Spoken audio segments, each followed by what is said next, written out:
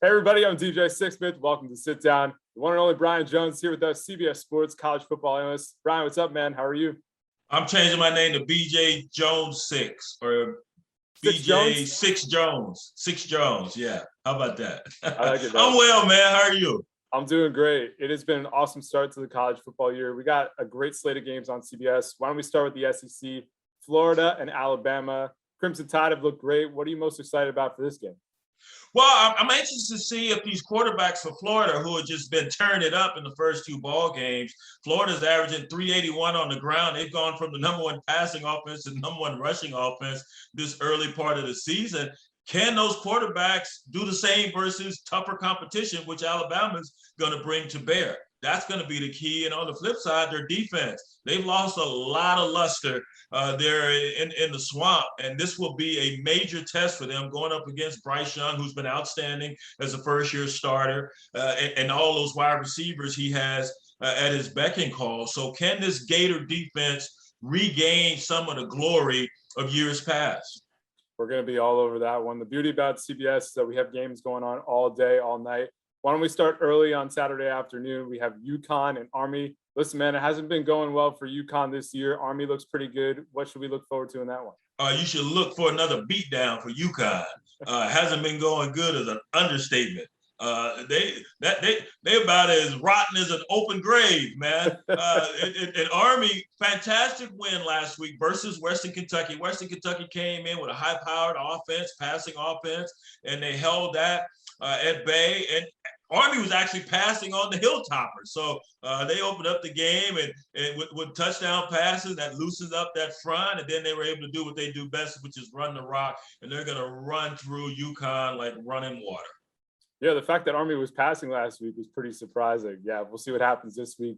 Let's keep going around here. We got SMU and Louisiana Tech. What intrigues you the most about that game? Well, Louisiana Tech is going to be a tough out. They always are. But SMU, man, they like to chunk it around.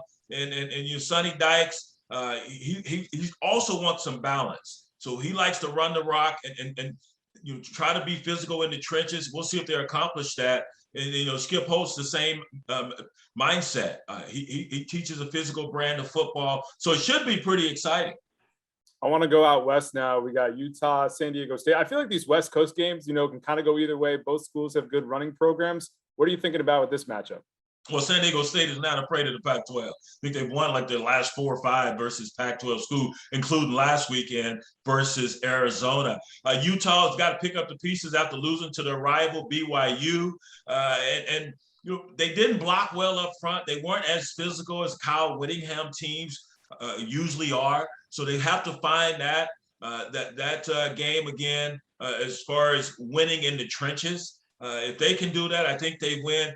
San Diego State wants to run the ball. Greg Bell, others in that backfield, they run downhill, man, straight at you. So I think if you can stop them and force San Diego State to pass the ball, Utah has a good chance of winning the ball game. But don't sleep on the Aztecs. So that's an intriguing game. Another really interesting one is Iowa State, number 14 right now. They're going at UNLV. Listen, man, this could be a really tough game for them. What are you focused on here with this matchup? Yeah, Iowa State, speaking of being physical, they were out physical last week versus their rival Iowa. And Iowa offensively didn't have a ton of yards. I think it was about 173, but they benefit from the turnovers, interceptions, fumbles, and that defense was just incredible going up against Breece Hall and Brock Purdy. UNLV has been competitive early part of the season, sitting there 0-2. I believe Matt Campbell will have his charges ready. He'll get that bad taste out of their mouth and get a much-needed win on the road. Beautiful. Brian, always a pleasure hanging out with you, man. Thanks so much, and we'll chat again. You got it. Right? Appreciate it, DJ.